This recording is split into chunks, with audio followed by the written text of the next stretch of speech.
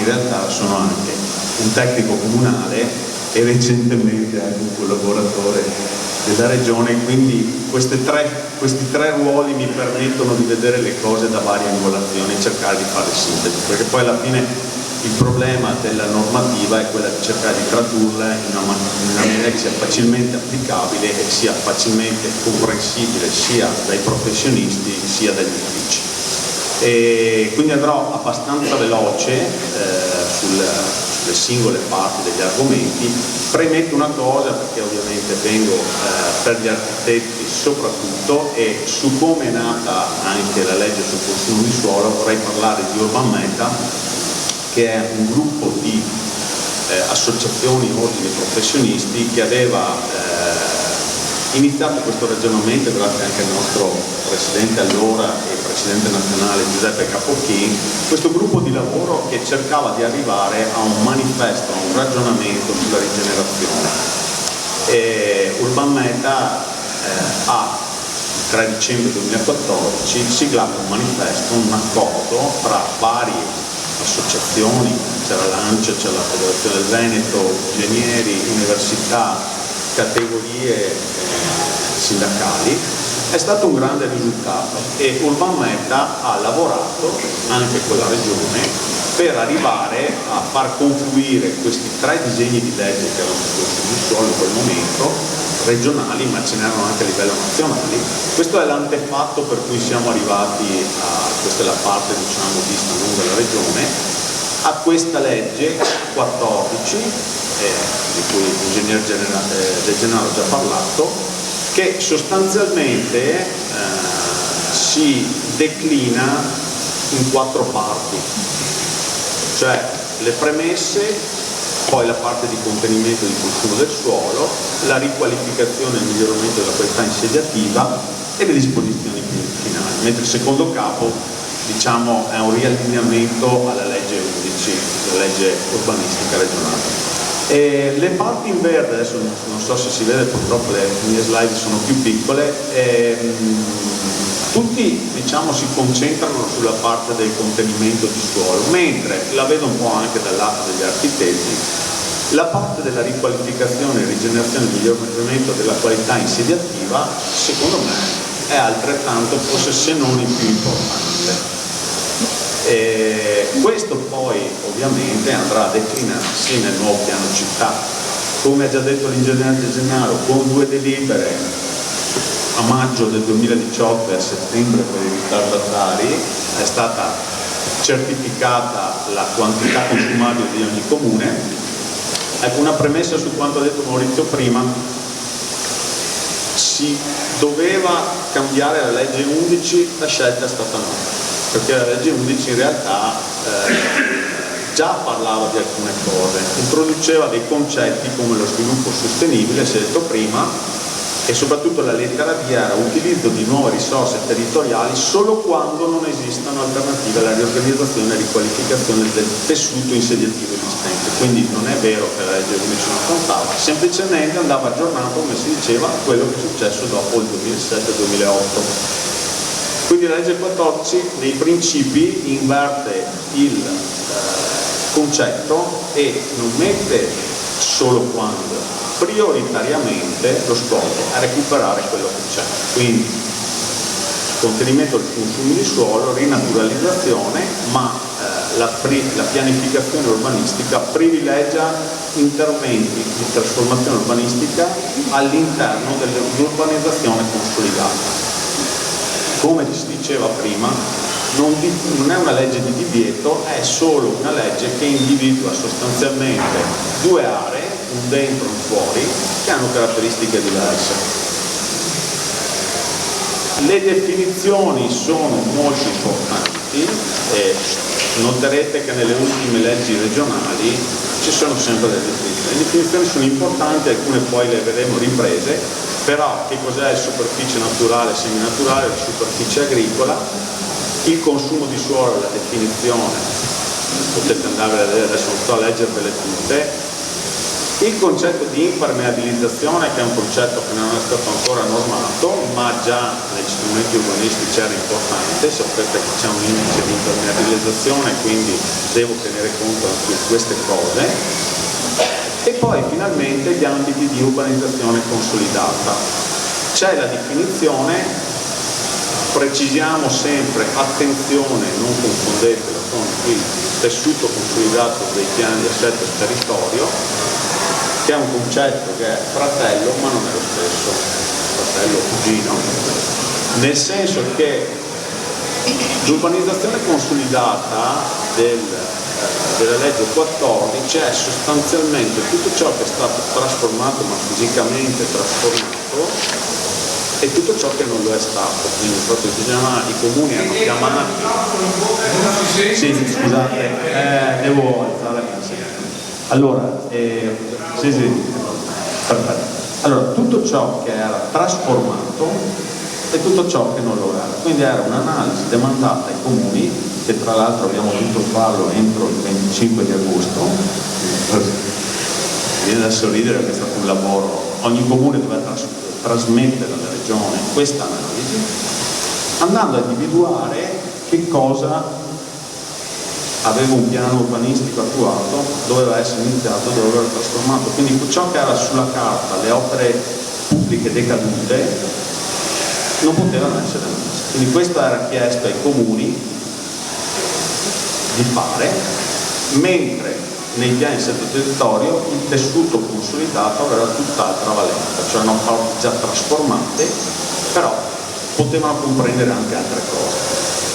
Altra cosa che abbiamo visto importantissima è il concetto di degrado. Maurizio ha fatto vedere le 4 declinazioni del degrado. Cosa fa la legge? Informiamo i signori visitatori dei produttori che sta per iniziare verso arte dell'invasione individua sostanzialmente laboratorio di stato d'arte e la fonte di biodisciplina. Individua sostanzialmente la malattia, cioè il degrado. Prima individuo la malattia, poi penso alla cura. Okay? Quindi il degrado socio-economico, per esempio, alcune sono prese dalla legge sul commercio. Qui c'è un'immagine di un centro commerciale abbandonato negli Stati Uniti, che già si pensa a quello che potrà essere il futuro. Degrado ambientale, degrado urbanistico e degrado edilizio. Sono 4 concetti intercambiabili che si mescolano. Da questo arriviamo agli ambiti di rigenerazione, cioè il concetto della rigenerazione si declina con gli obiettivi della legge, che sono sostanzialmente la sostenibilità ecologica, il consumo di suolo, la riduzione dei consumi idrici, tutte cose che conosciamo. Maurizio ha chiamato un po' utopie, ma non devono essere delle utopie. Una serie di obiettivi importanti. Tra questi, poi ne parleremo, Urban Meta metteva anche la semplificazione, che è un tema altrettanto importante. Sì, altrettanto importante, mi appoggio qui.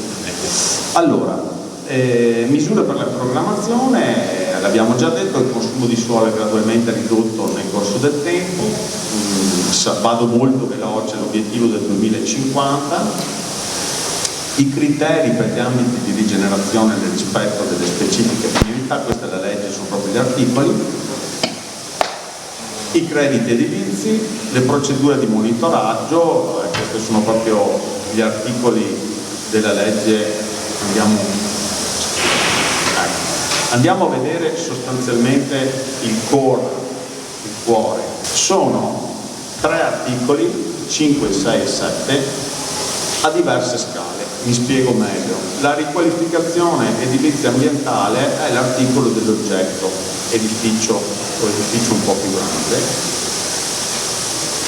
La riqualificazione urbana invece è un ambito leggermente più grande, potrebbe essere quello di un piano attuativo, un gruppo di edifici, per poi arrivare alla rigenerazione urbana e sostenibile, che comprende dei pezzi interi di città, cioè parti ampie, ed è quella diciamo più impegnativa, il territorio comunale ma anche potrebbe essere sovracomunale.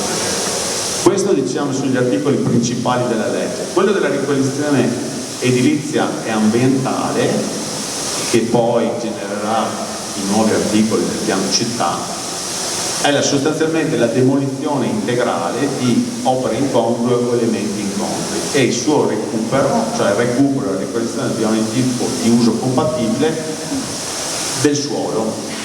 Quindi, nel rispetto del dimensionamento del vostro strumento urbanistico, il PI, che dovrà poi dare delle regole, ma non individuare, quindi è molto più semplice l'operazione, dare sempre delle regole come si applica questa demolizione con recupero, e per questa operazione di cui si parlava di ripulitura degli oggetti è previsto anche un premio. Il premio nella legge 14 è dato anche dall'utilizzo di crediti edilizi che possono essere utilizzati nell'ambito del consolidato. Questo è l'articolo 5, è l'articolo più semplice. Quello, ecco, aggiungo solo una cosa, che la demolizione che avviene con l'articolo 5 prevede un vincolo di non edificazione sul terreno rinaturalizzato che ha una durata di 10 anni. L'articolo 6 invece è sempre della stessa famiglia, ma saliamo di scala. In questo caso sarà il piano di interventi che andrà a individuare, quindi qui ci vuole uno sforzo di scelta anche politica del territorio, per andare a individuare quali siano le aree dove avviene la riqualificazione urbana. Addirittura poi bisogna fare una scheda, quindi c'è una progettazione urbanistica e quindi c'è un intervento pianificatorio, ma l'obiettivo resta sempre lo stesso, quindi ambiti urbani degradati e aree di rigenerazione, di riqualificazione.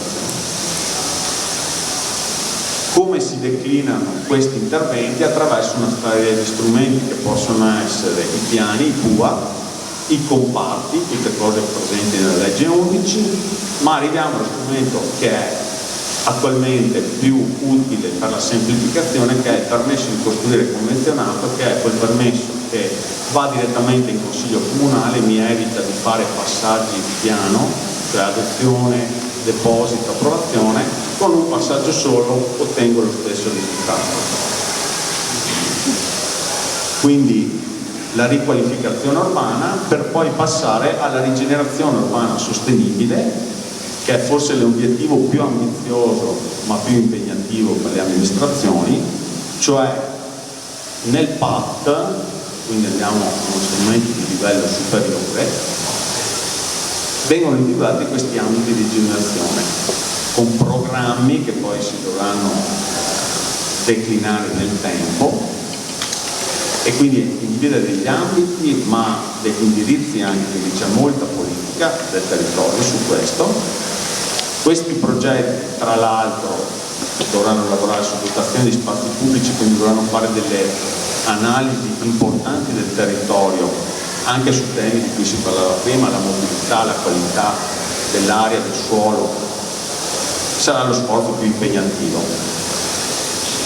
e per questo la Regione ha previsto tutta una serie di iniziative, non ultima il fatto che questi programmi accederanno e daranno priorità ad accedere a dei finanziamenti regionali.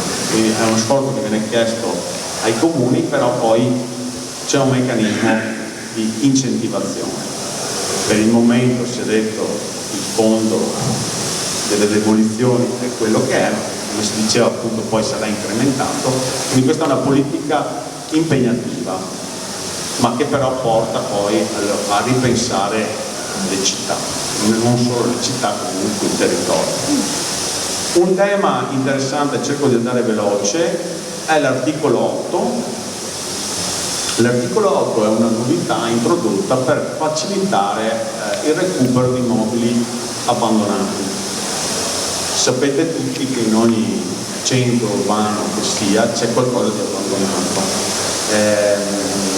Questo articolo consente un riuso con delle facilitazioni di modifica di destinazione di uso senza particolari passaggi, e la possibilità con una convenzione con il comune di utilizzare questi immobili privati o pubblici per al momento delle attività che hanno a che fare comunque con politiche sociali, quindi orti urbani, attività di cultura, movimento, parchi, gioco, sport.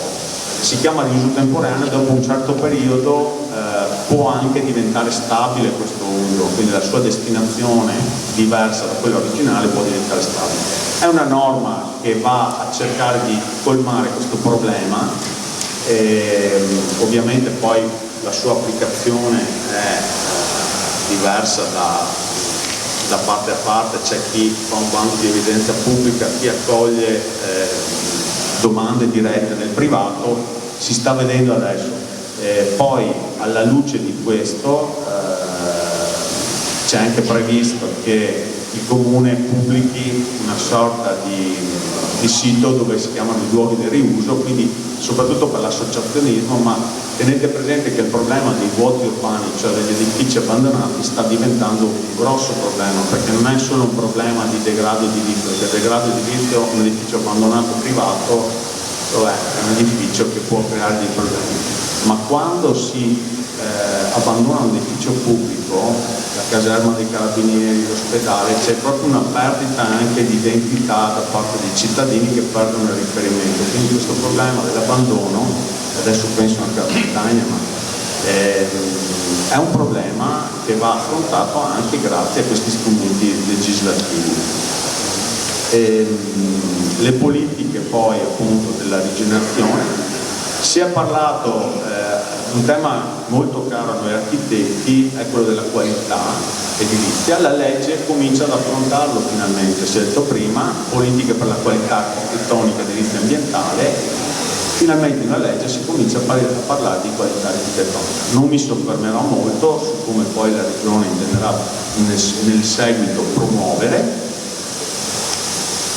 con concorsi di progettazione, sono cose che poi staremo a vedere nel tempo, quindi anche meccanismi di incentivazione, poi le disposizioni finali della legge, quello che bisogna fare, abbiamo già detto, le scadenze già adesso ottobre-novembre, i comuni che hanno mandato questa scheda sul consumo di suolo dovranno predisporre una variante al loro piano di assetto del territorio che andrà a recepire quanto gli è stato indicato, ed è una cosa abbastanza impegnativa. In questo si andrà a inserire il recepimento del RET, che poi vedremo,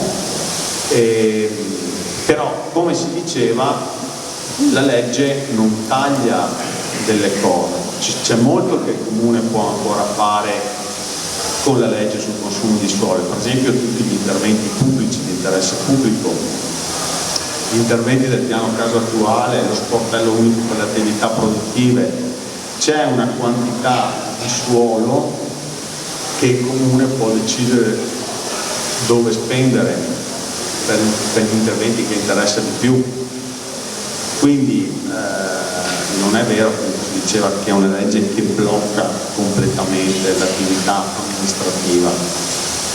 In particolare si entra anche nella questione della legge 50, quella sul commercio, perché si è cercato di allineare la legge anche a quest'altra legge che è abbastanza importante. Sapete che il commercio sta diventando un'altra forma di urbanistica e recentemente, se voi vedete, molti problemi dei comuni si risolvono con un supermercato. Abbiamo capito, quando c'è un problema di degrado nasce, e quindi anche il problema della distribuzione è un problema che va a confliggere con il consumo di suolo. Le disposizioni transitorie, abbiamo detto, non è consentito il consumo di suolo fino all'adattamento, ma in realtà poi abbiamo visto che non è vero, e però l'obiettivo è quello del 2050, mentre tutti i procedimenti che erano in corso alla data di entrata in vigore della legge sono andati avanti, così compresi come i piani degli interventi già con la concertazione avviata, quindi in realtà la legge ha un impatto molto graduale. Questo è l'articolo 13. Ecco, adesso salto velocemente tutte le questioni relative sull'adeguamento degli strumenti urbanistici comunali. Questo sono più una cosa che deve interessare i comuni. Faccio questo passaggio sul regolamento edilizio tipo a cui abbiamo lavorato in un gruppo molto esteso, perché praticamente c'era tutto il Veneto, credo era rappresentato geograficamente. Questo perché parlavamo di semplificazione, magari non è passato molto il concetto. Presso Arte Pira Dolomiti, Partigione C, sta per iniziare la presentazione di laboratorio di stampa originali d'arte e la mostra di libri accessibili. Perché il regolamento edilizio tipo? Allora, innanzitutto sarebbe questo obbligo di recepire le definizioni unificate che sono state date dallo Stato. Quando questo è stato all'attenzione della Regione si è detto cominciamo a dare anche degli strumenti ai comuni che riescano finalmente ad uniformarsi, cioè voi sapete abbiamo 600 comuni, 600 regolamenti edilizi diversi, ma sappiamo che i problemi al di là della geografia è corretto, cioè i problemi di montagna non sono gli stessi delle nostre parti, di quelli di lago o di pianura, però ci sono dei temi comuni. E il recepimento di queste definizioni che sono nazionali, tra l'altro, poi avrebbe portato un impatto sui singoli strumenti urbanistici. Quindi il lavoro è stato quello di cercare di fare una semplificazione a un linguaggio per una cosa che comunque era abbastanza obbligatoria, non so quante regioni, però comunque il Veneto si è mosso. Sapete che ci sono delle definizioni che poi andranno a cambiare quando saranno recepiti all'interno dei singoli strumenti urbanistici. Mi viene in mente la superficie coperta sarà misurata per tutti nello stesso modo, il volume, poi questo ha generato una serie di problematiche che non sto a spiegarvi. Ci sono concetti importanti come quello di sagoma che nessuno ha mai affrontato, ma in realtà il sagoma è importantissimo perché sapete che nella demolizione e ricostruzione, nella ristrutturazione edilizia la sagoma è uno dei concetti base. Che cos'è un edificio, le distanze, come si misurano, cioè è importante che tutti parliamo la stessa lingua. Questo è il famoso schema 2 più 2 uguale a 5, lo chiama l'ingegnere De Gennaro. Che problema ha il recepimento di queste definizioni? Che ogni comune poi nel mettere dentro questa definizione va a stravolgere i propri parametri, quindi potremmo avere comuni che misurando il volume in un modo si trovano in una situazione, quindi con delle perdite di diritti edificatori. Quindi lo studio che è stato fatto di riuscire a fare, prima era 100, adesso è 90 più 110 uguale a 100, cioè la famosa invarianza dello strumento urbanistico recependo queste norme, che è poi quello che si dovrà fare per chi vuole adottare il REP prima, mentre invece quando si andrà a fare la variante al PAT automaticamente verrà recepite le nuove definizioni. Questo è quello un po' che si deve fare, però questo è uno sforzo importante, quindi vi invito a documentarvi su questo perché è una cosa abbastanza importante. Faccio un esempio su tutti: come si misurano i distacchi tra i fabbricati, che è un tema caldo, sapete la giurisprudenza su questo è molto attenta.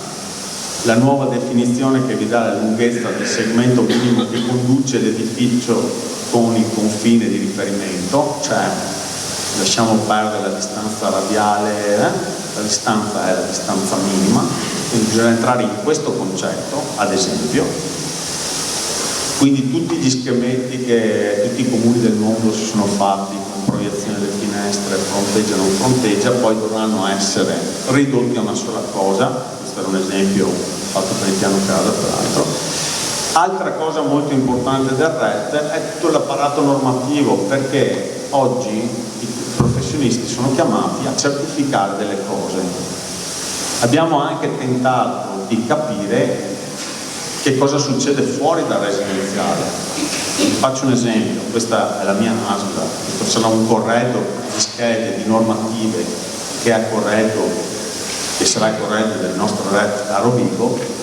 Solo per fare uno stabilimento industriale ci sono almeno 7-8 normative da seguire. Sapete che le ASL si sono sganciate dal loro ruolo e demandano i professionisti, quindi avere una base di circolari ministeriali, DPR in materia di salute è importante.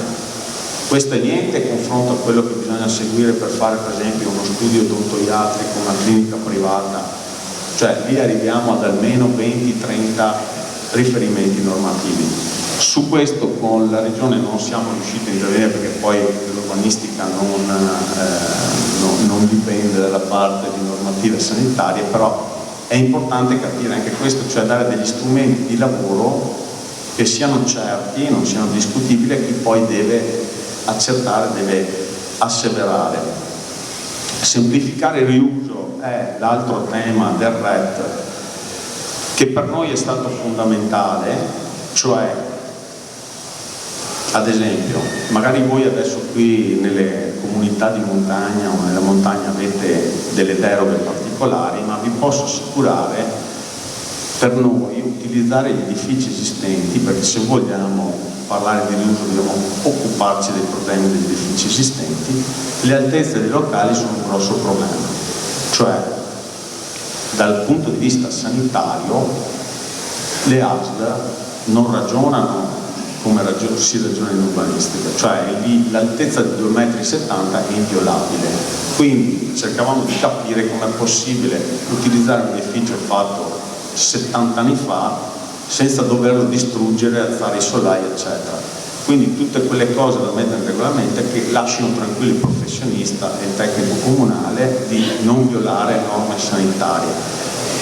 Il DM 5775 appunto, a parte le comunità montane, e per gli altri dà delle, se voi parlate con qualsiasi funzionario dice per noi l'altezza è quella, ed è sul regolamento edilizio che bisogna agire, quindi mettersi delle norme che consentano di utilizzare quello che ho senza doverci fare particolari interventi. E qui è nato, per esempio, vi faccio l'esempio, l'articolo 3.13 che parla appunto di queste cose e dice che alcuni edifici, ovviamente ecco premetto, tutto quello che c'è nel RET approvato è un'indicazione per i comuni sono liberi di recepirlo, è solo una traccia, poi lo possono sviluppare a seconda della loro appunto identità geografica, se siamo in montagna, siamo in un altro ambiente, perché è chiaro che essendo diverso il Veneto a tutti i sistemi geografici ci deve adattare, però la traccia comunque ha dei temi comuni. Per esempio gli interventi di manutenzione straordinaria, restauro, risanamento conservativo, mutamento di destinazione d'uso su edifici con una di più di queste caratteristiche, cioè fatti prima del 75 perché il cut off è il 75, con specifici vincoli di tutela oppure con vincoli storico-culturali, per questi edifici tutti i parametri non sono obbligatori, qualora l'intervento comporti un sostanziale miglioramento della situazione in termini di qualità degli spazi. Questa è una frase che abbiamo coniato che dice tutto e niente, però alla fine è per dire non mi devo preoccupare di spaccare le finestre e portare all'ottavo di superficie pavimento o distruggere il solaio per alzarlo. Già che riutilizzo un edificio è già tanto che lo miglioro, lo efficiento, lo rendo più utilizzabile. Sembra una cosa scontata ma non lo è. Poi ovviamente altro tema, vi faccio vedere 2 o 3 temi del RET che vanno nel senso della semplificazione, le tolleranze in cantiere. Voi sapete che purtroppo davanti alla giurisprudenza non esiste centimetro o non centimetro, tutte cose che nei regolamenti non ci sono. Ora non vi sto parlando della tolleranza famosa che tutti credono, il famoso articolo 34 del 2%, quella è una tolleranza che riguarda il fatto se una cosa è una variante essenziale o non lo è. Questa è proprio una tolleranza di cantiere, cioè se una cosa invece di 2,70 è 2,69, il tecnico comunale che farà il sopralluogo potrà già tenerne conto perché ho messo un po' più di intonaco, un po' più in alluno. Ripeto, sono cose che tutti diamo per scontate, il buon senso, ma purtroppo anche il buon senso deve essere normato, altrimenti troviamo degli intoppi che poi ci portano a perdere tempo. Per voi, per esempio, un riferimento al regolamento regolamento può essere il radon, cioè è stato messo tra le cose, a noi per esempio nelle nostre zone non interessa, ma qua è una cosa che interessa, ma sul sito dell'ARPA ci sono tutte le indicazioni. Quindi diciamo che il RET, che fa parte di queste azioni della Regione, è stato un passaggio magari in questo momento non tanto valutato, però a cui tutti i comuni dovranno un attimo guardare per cercare di allineare le cose e andare verso questa semplificazione.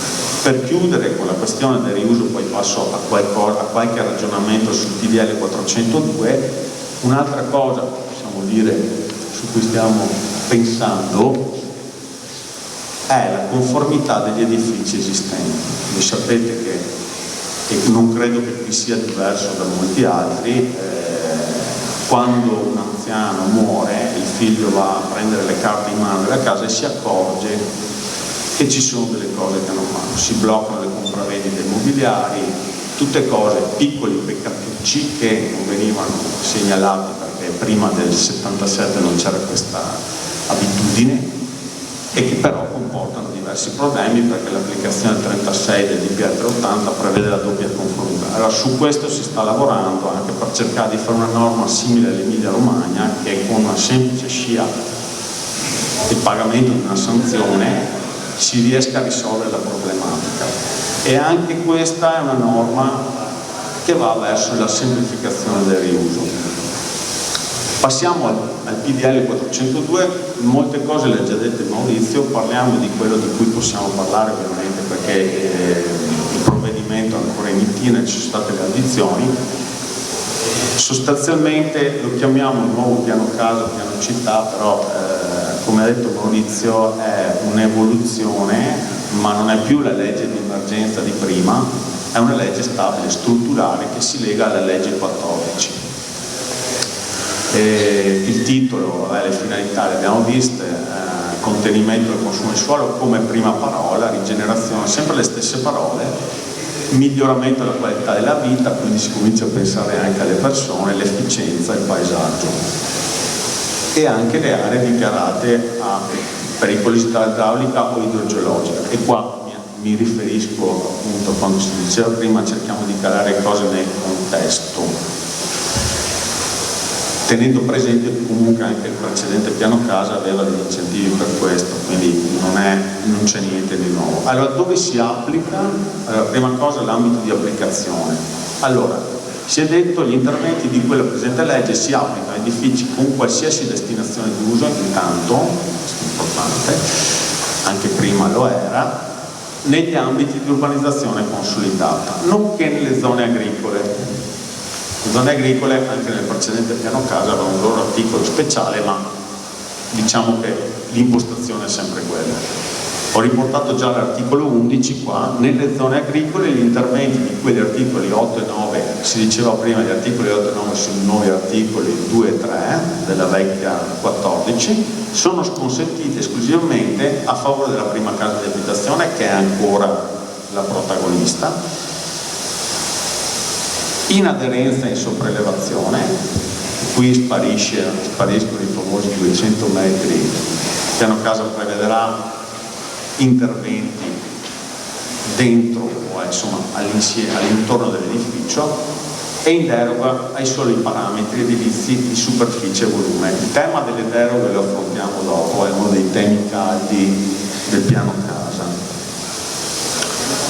E comunque la specifica della legge, vedete, dice sono ammissibili anche in assenza dei requisiti di imprenditore agricolo. È una iperspecificazione perché anche il precedente piano casa l'aveva già stabilito, tra l'altro a Cortina era nato tutto un problema su questa cosa, sappiamo, la Regione ha voluto specificare. Anche qui definizioni, vedete, sono molto simili a quelle della legge 14, la qualità architettonica, una definizione di opere, elementi di grado, la densificazione e la riqualificazione edilizia.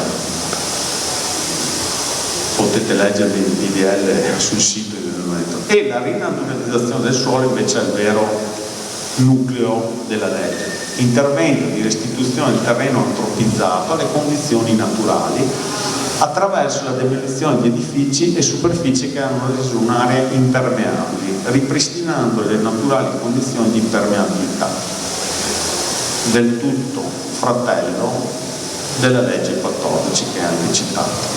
Quindi lo scopo ancora una volta è quello, rinaturalizzare. E da questo arriviamo ai famosi crediti edilizi da rinaturalizzazione, che è una capacità edificatoria che viene data dalla strumentazione urbanistica comunale in attuazione di quanto previsto dalla legge 14, il famoso articolo 5, cioè ripristino ma in cambio avrò qualcosa, appunto demolizione completa dei manufatti incongrui. Allora andiamo sui due articoli principali. L'articolo 8, come si parlava prima, l'ampliamento della signora Maria ha subito un'evoluzione e su questo appunto c'è stata molta discussione, perché prima era semplice, adesso è diventata una cosa un po' più impegnativa. Cioè, non guardate, ecco, vi invito a non guardare le percentuali se qualcuno riuscisse a leggere, perché sono del tutto indicative, adesso c'è uno schema, ma poi la politica deciderà.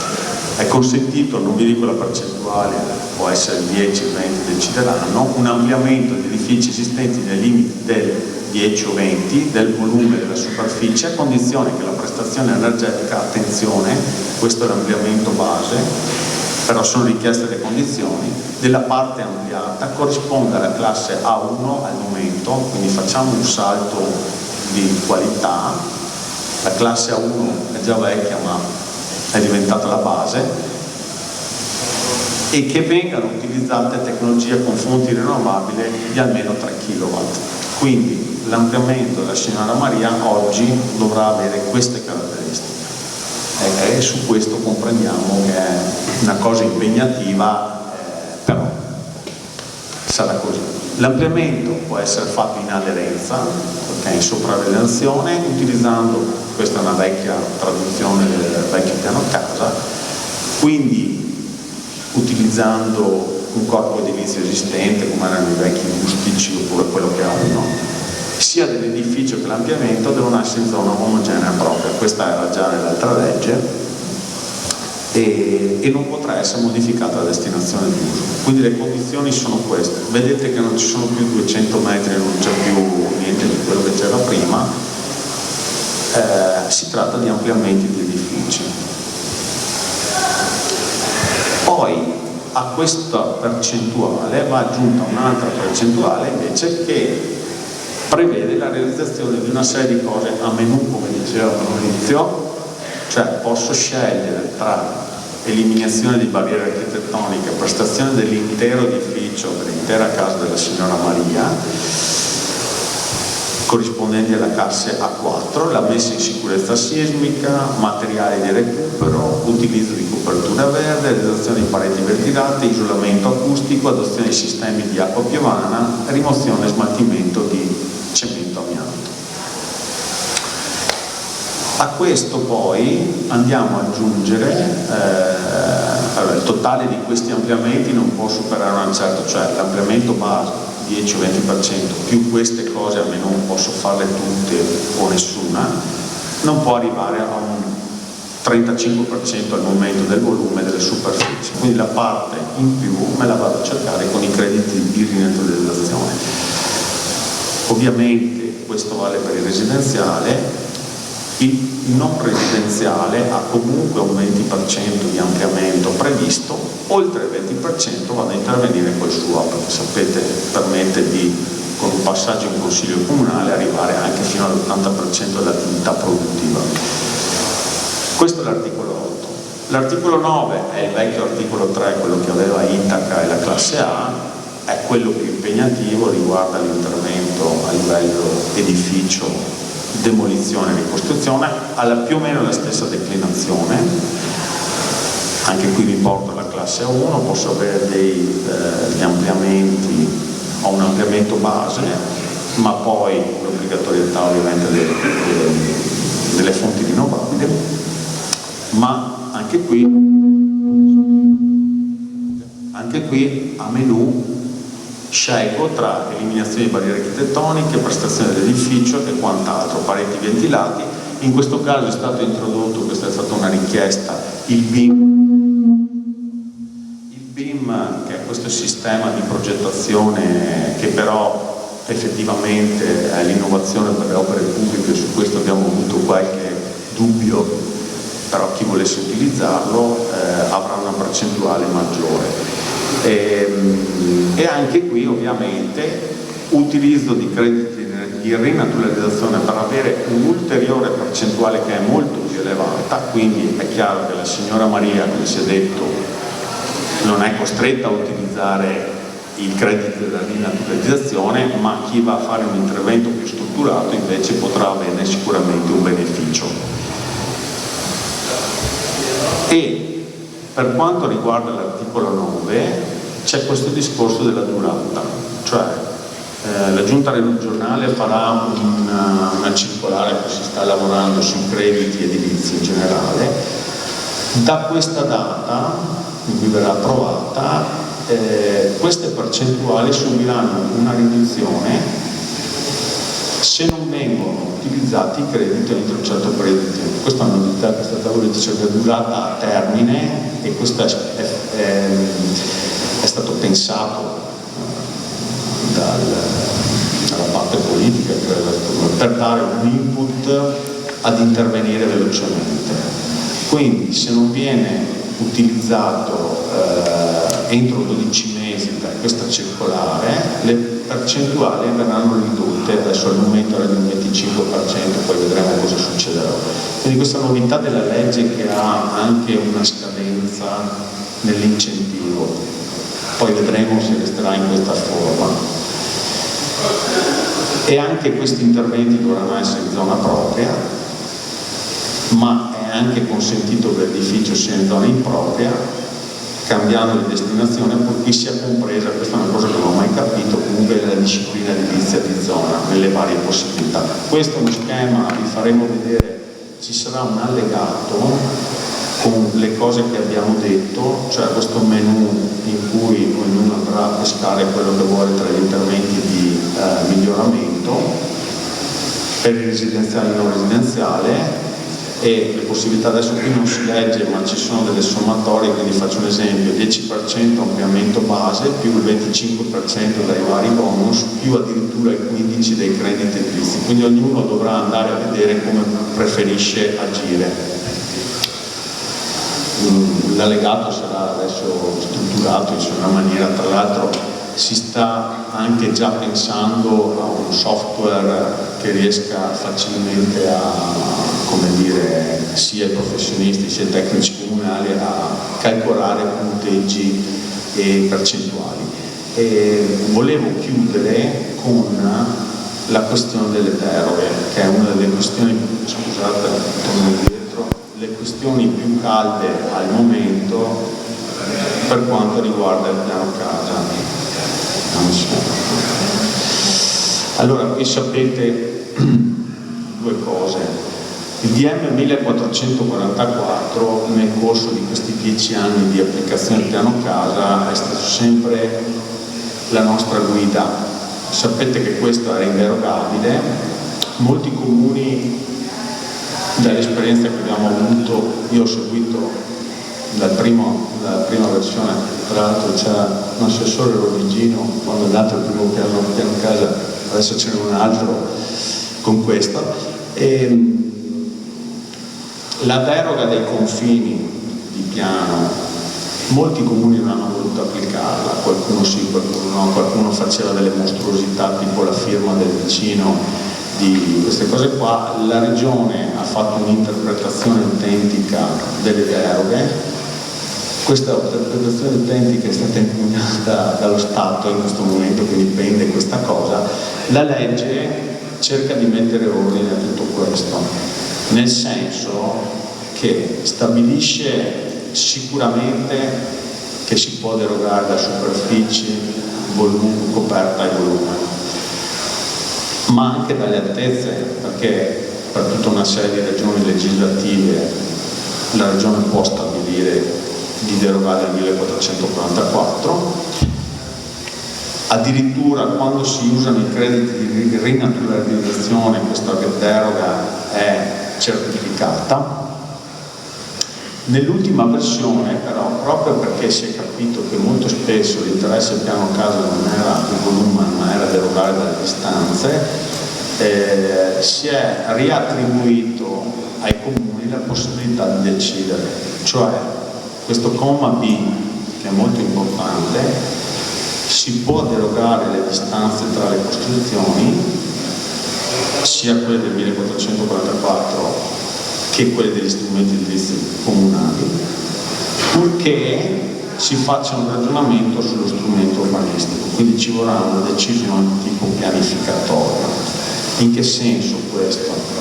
Nel senso che se io ho delle zone dove chiaramente non potrò applicare il piano casa, perché se prendo i quartieri fatti negli anni 60 dove le costruzioni sono a 3 metri, a 1,5 metri dal confine, è impossibile che io possa applicare 10 metri.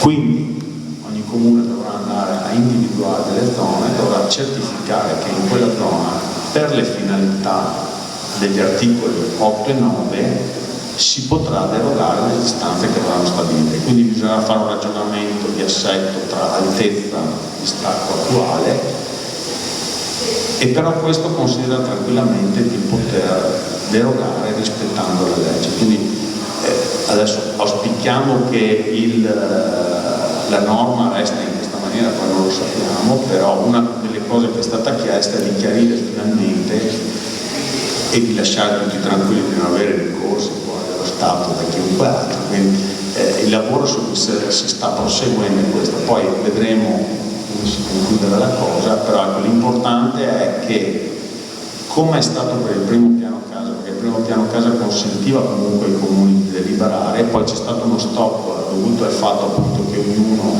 decideva una cosa o rendeva inapplicabile la legge, adesso si tornerà a una capacità del comune di gestire il proprio territorio. Su questo intervengo chiudendo per dire appunto che chi ha territori particolari e quindi è soggetto a cose particolari giustamente dovrà tenerne conto. Per quanto riguarda poi la questione di incentivare la densificazione, chiudo con questo ragionamento di cui si parlava, la montagna ha delle esigenze diverse, immagino. Io penso al fatto, ad esempio, che riportare la riaggregazione familiare, cioè consentire di rimettere insieme famiglie anche attraverso il piano casa con l'ampliamento come modo di ricostruire qualcosa invece della dispersione, possa essere un elemento, quindi non necessariamente andare a densificare, ma per esempio ricompattare, cioè un edificio lo posso ampliare, posso riportare famiglie insieme, sarebbe uno degli obiettivi, così come l'altro obiettivo incentivare la riqualificazione delle strutture turistiche esistenti, per esempio la riqualificazione delle cose abbandonate, la difesa idrogeologica. Ci sono delle condizioni particolari, quindi ognuno potrà adattarsi questa legge al proprio territorio. Voi avete un PTCP, un piano provinciale fatto abbastanza bene, visto, anche se ci sono alcuni comuni ancora con il vecchio regime, ma questo non è un problema, ci sarà anche questa possibilità, però comunque ci sono tutte le caratteristiche per poter portare avanti quello che poi sarà dato dalla legge, se resterà in questa forma, ma insomma, ormai siamo quasi prossimi. Grazie.